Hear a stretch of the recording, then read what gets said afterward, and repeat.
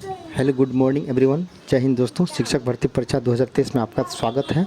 आज के हम इस एपिसोड में बिहार में होने वाले कुछ महत्वपूर्ण विद्रोहों के बारे में प्रकाश डालेंगे और इसमें 3-4 प्रमुख विद्रोह हैं जो बिहार में घटित हुआ था और ख़ास करके बिहार लेवल की एग्जामिनेशन में इससे कुछ सवाल ऑब्जेक्टिव रूप में पूछा जाता है। आपके एग्जामिनेशन में भी इससे 2-3 सवाल पूछे जाएंगे, इसलिए आप लोग ध्यान से सुने। और 3-4 प्रमुख आंदोलन का ही हम वर्णन कर रहे हैं। फिर अगले वीडियो में हम लोग कुछ आंदोलन लेकर के चलेंगे और तब तक एंड तक आप इस वीडियो को देखें और ख़ुद इससे आपको पता चल जाएगा कि कितना ऑब्जेक्टिव क्वेश्चन इससे बन सकता है। तो हम ये आपका थ्योरेटिकल क्लास है और एमसीक्यू क्वेश्चन हम बाद में लेकर के आएंगे। धन्यवाद। जिसमें पहला है बहावी आंदोलन। जी हाँ दोस्तों, सबसे पहले इसमें पूछा जाता है कि बहावी आंदोलन का प्रारंभ बिहार में कहाँ हुआ था। तो आपको पता होना चाहिए कि बहावी आंदोलन का प्रारंभ बिहार में पटना में हुआ था और इसके जो जनक थे बहावी आंदोलन का तो इनायत अली और विनायत अली थे। ठीक है। और भारत में इसके बारे में देखिए क्या लिखा गया, बिहार के प्रमुख आंदोलन।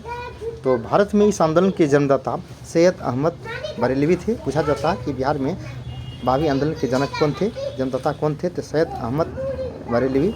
और बिहार के पटना में विलायत अली और इनायत अली ने इस आंदोलन का नेतृत्व किया। पूछा जाता है पटना में बहावी आंदोलन का नेतृत्व किसने किया था, इसका जवाब होगा विलायत अली और इनायत अली। और इसका आरंभ कहाँ हुआ था, पटना में हुआ था, जिसका उद्देश्य सामाजिक न्याय की मांग और सामाजिक पुनर्गठन के साथ साथ ब्रिटिश शासन की समाप्ति करना था। इस आंदोलन का मुख्य उद्देश्य सामाजिक न्याय की मांग और सामाजिक पुनर्गठन के साथ साथ ब्रिटिश शासन को समाप्त करना था। यह आंदोलन अरब देश में भी संचालित था। जहां बहावी आंदोलन का जन्मदाता अरब निवासी अब्दुल अल बहाव था। आपको पूछा जाएगा तो अब्दुल अल बहाव कहाँ के थे, नेता थे, तो आपको पता होना चाहिए वह जो थे अरब के निवासी थे। चलिए दूसरा नंबर है लोटा विद्रोह। तो ये लोटा विद्रोह क्या है, तो आपको पता होना चाहिए मुजफ्फरपुर। इसका संबंध बिहार के किस शहर से, मुजफ्फरपुर जिला से है। और लोटा विद्रोह जैसे कि नाम से ही पता चल जाता है कि मुजफ्फरपुर की जेल में बंद कैदियों को पीतल के लोटे के स्थान पर मिट्टी के लोटे देने के कारण 1856 ईस्वी में यह विद्रोह हुआ था। आपको पता होना चाहिए कि विद्रोह के आरंभ से पूर्व जेल में यानी मुजफ्फरपुर जेल में जो भी कैदी थे उसको पीतल का जो है लोटा दिया जाता था। एकाएक ऐसी घटना घटी कि पीतल की जगह पर मिट्टी से बना लोटा दिया गया, जिसके कारण कैदियों ने इसका विरोध किया और उन्होंने 1856 ईस्वी में लोटा विद्रोह आरंभ कर दिया था। तो लोटा विद्रोह का संबंध लोटा से था, यानी पीतल के लोटे के जगह पर जो मिट्टी के लोटे जो दिया गया, जिसके कारण कैदी जो है नाखुश हो गए और उन्होंने सरकार के खिलाफ विद्रोह शुरू कर दिया, जिसे लोटा विद्रोह के नाम से जाना जाता है। इसका प्रारंभ मुजफ्फरपुर से हुआ था। तीसरा है नोनिया विद्रोह। जी हाँ दोस्तों, तो ये नोनिया विद्रोह क्या है, तो नोनिया विद्रोह बिहार के मुख्य सोरा उत्पादन केंद्र। तो सोरा क्या है, एक केमिकल है जो कि पटाखे में इसका प्रयोग किया जाता है। तो सोरा उत्पादन केंद्र जैसे पूर्णिया, सारण, तिरहुत, हाजीपुर था। यह विद्रोह 1780 से लेकर के 1800 ईस्वी के बीच हुआ था। इस विद्रोह का मुख्य कारण सोरा उत्पादन का उचित मूल्य उत्पादनकर्ता को नहीं मिलना था, जिसके कारण उन्होंने विद्रोह किया था। इसके बाद तमाड़ विद्रोह। जी हाँ दोस्तों, ये तमाड़ विद्रोह क्या है, तो तमाड़ विद्रोह छोटा नागपुर के उरांव जनजाति द्वारा जमींदारों के शोषण के खिलाफ 1789 ईस्वी से लेकर के 94 के बीच हुआ यह विद्रोह था।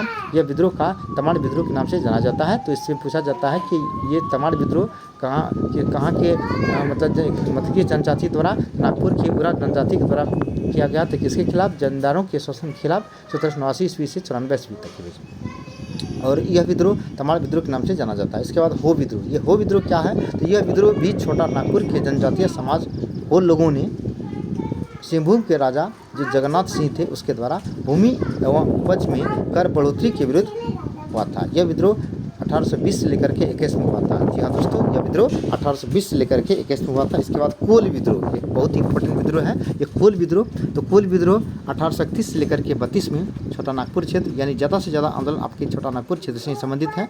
और आपको पता होना चाहिए छोटा नागपुर, रांची, ये जो है बिहार के प्रमुख जनजाति का मुख्य केंद्र है। आपका मुंडा विद्रोह, जिसके जनक बिरसा मुंडा थे, और ये भी जो आपका झारखंड रांची में शुरू हुआ था। तो कोल विद्रोह 1831 से लेकर के 32 में छोटा नागपुर क्षेत्र में हुआ था। इस विद्रोह का नेतृत्व मतलब बुद्धो भगत सिंह राय, उसके बाद सुरगा मुंडा और अन्य व्यक्ति थे। इसके बाद संथाल विद्रोह। ये संथाल विद्रोह बहुत इंपॉर्टेंट है। तो संथाल विद्रोह यानी संथाल मजदूरों पर जमींदारों और साहूकारों के शोषण और अत्याचार के खिलाफ यह विद्रोह था।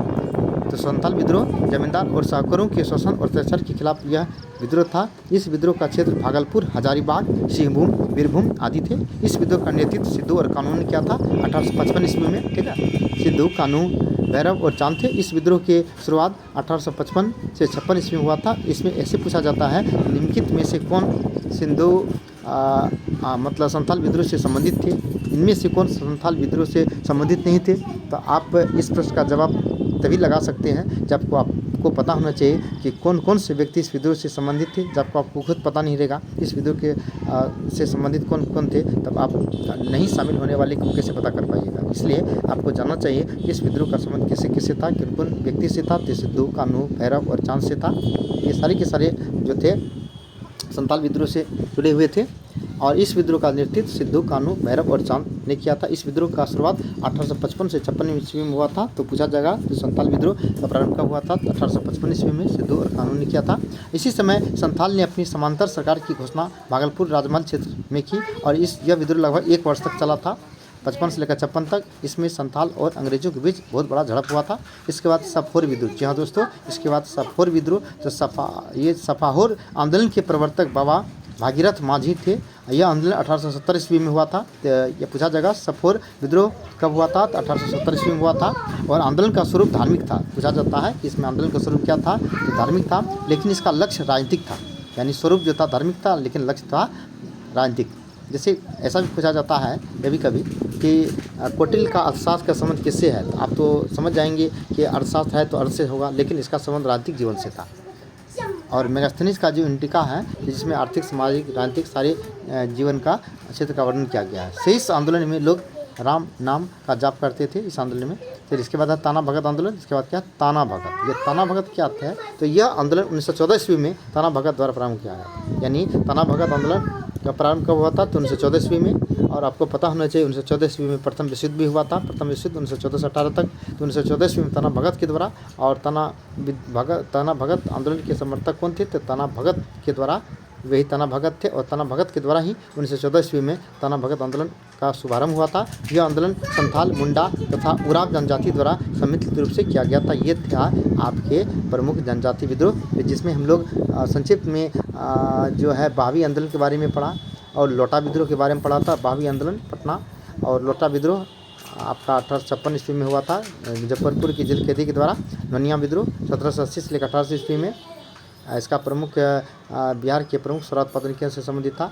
तमाड़ विद्रोह 1789 से लेकर 94 तक। इसका हो विद्रोह 1820 से लेकर 21 तक, यानी कर विरोध बढ़ोतरी को लेकर के। कोल विद्रोह 1831 से लेकर 32 में छोटानागपुर क्षेत्र में हुआ था। बुद्धो भगत सिंगराय, उसके बाद है भगत सुरगा, मुंडा, ये से इससे संबंधित थे। इसके संथाल विद्रोह 1855 ईस्वी में सिद्धू, कानू के द्वारा। ठीक है, उसके बाद है सफोर विद्रोह। तो सफोर विद्रोह 1870 ईस्वी में हुआ था। सब इसके प्रवर्तक जो थे बाबा भागीरथ माझी थे। ठीक है, जिसका लक्ष्य राजनीतिक था लेकिन स्वरूप जो था धार्मिक था। शेष आंदोलन में लोग राम नाम का जाप करते थे। पूछा जाता है किस आंदोलन में लोग राम नाम का जाप करते थे, तो ये था सही आंदोलन में। तो ये थे बिहार में होने वाले कुछ प्रमुख जनजाति विद्रोह। और जनजाति विद्रोह से 1-2 सवाल एग्जामिनेशन में पूछा जाता है। तो ये भी वीडियो आपके लिए बड़ा ही इम्पोर्टेंट होगा और इम्पोर्टेंट साबित होने वाला है। अगर आप किसी भी प्रकार की प्रतियोगिता परीक्षा की तैयारी कर रहे हैं, खास करके बिहार लेवल का, तो बिहार में होने वाले विद्रोह को पढ़ना ना भूलें। और ये थ्योरेटिकल क्लास था। फिर क्वेश्चन हम लोग लेकर के आएंगे। अगर आप पहली बार हमारे चैनल पर विजिट कर रहे हैं तो ज़रूर हमारे चैनल को सब्सक्राइब कर लेंगे। अगर वीडियो अच्छा लगे तो लाइक कर देंगे। साथ ही साथ इस वीडियो को अपने दोस्तों को भी शेयर करना ना भूलें। Thank you, have a nice day. अच्छी बात।